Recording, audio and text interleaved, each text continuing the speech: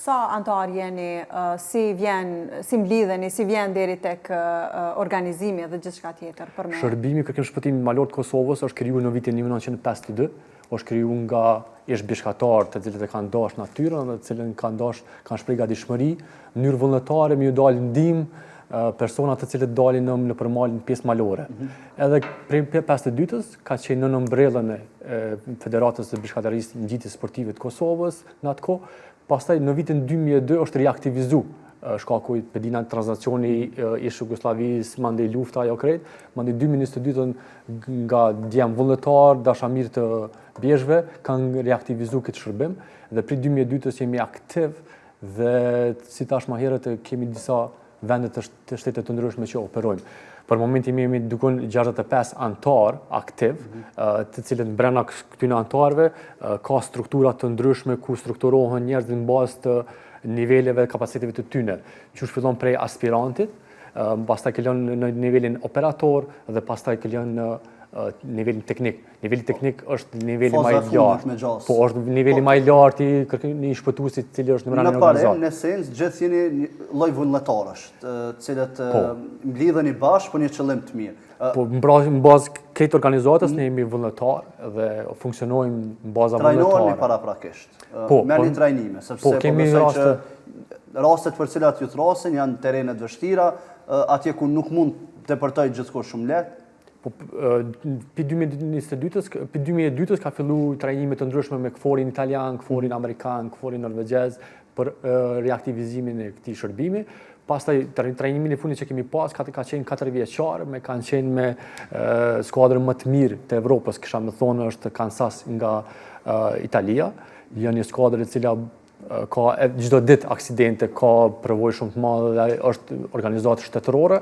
Kemi pas një trajnim të shkëlqyeshëm me ta, ku në bazë 80 persona të cilët kanë qenë në trajnim janë selektu në mënyrë nga njohuritë dhe eksperiencat të cilën e kanë pas, janë selektu deri në 65, në brenda 65 është krijuar një kisha më thonë një dhëçe teknike e cila ka me qenë funksionale në çdo territor. Kur themi në territor, kur themi jemi të specializuar në ndërhyrjen alpine, ku në pjesë shkëmbore, ku duhet më përdor pjesë litarit, ankorime të ndryshme për me arrit me një vend caktuar, ku për fat keq kemi edhe aksidente me fatalitet në këto pjesë të shkëmbimeve në pjesën e Shqipërisë, ku kemi pas ndërhyrje të mëdha. Kemi pas raste ku është dashur me ndërhy, po para se të na tregosh për raste, si nis gjithçka, prej ku e merrni detyrën, përgjegjësinë, kush? Okej, kemi një numër kontakt, po kemi 2 numra kontaktues, kemi një numër që është papagesë 0800 800 08 ku pranojmë thirrje, po ashtu edhe kemi një numër 049 i cili është i shfaqur në rrjetet sociale tona, marrim thirrje prej rasteve të ndryshme. Aty kemi një grup në WhatsApp ku vjen thirrja dhe delegohet në grup. Në çat grup marrin pjesë të gjithë shpëtuesit, edhe shikojnë reagimin se si do të bëhet. Përveç kësaj ne kemi në çdo qytet të Kosovës kemi stacione të ndryshme, stacioni Junik, stacioni Deçan, stacioni Pej, stacioni Prishtinë, Gjilan, Mitrovic, ku njerëzit e këtyre stacione mblidhen dhe bëhen gati për operacion të cilin është kërkuar.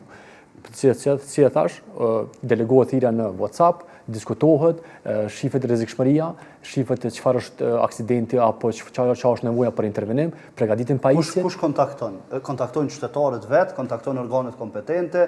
Kemi raste të ndryshme, kemi edhe nga ana Ministrisë së Punëve Brendshme të Shqipërisë, Ministrisë së Punëve Brendshme të Kosovës, Ministria e Mbrojtjes të Kosovës, ashtu ja kemi një bashkëpunim, memorandum bashkëpunimi me Ministrinë e Mbrojtjes.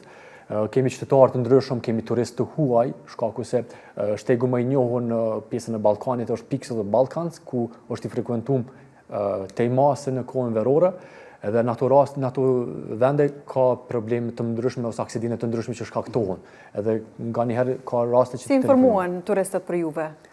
Zakonisht turistët kërkojnë mountain rescue kur vinë për vende të ndryshme dhe e shohin që funksionaliteti jonë në këtë pjesë malore të Shqipërisë, Kosovës dhe Malit të Zi është i madh dhe marrin njohuri për neve dhe pastaj kontaktohen direkt. Po, kemi edhe në disa pika të ndryshme në pjesë të malore, kemi shenja ose me thonë shenja të ndryshme ku ka është një numër kontaktues emergjent i joni, po ashtu edhe çdo udhëzim që mundet me pas një turist në qatë pikë ku ka mbet.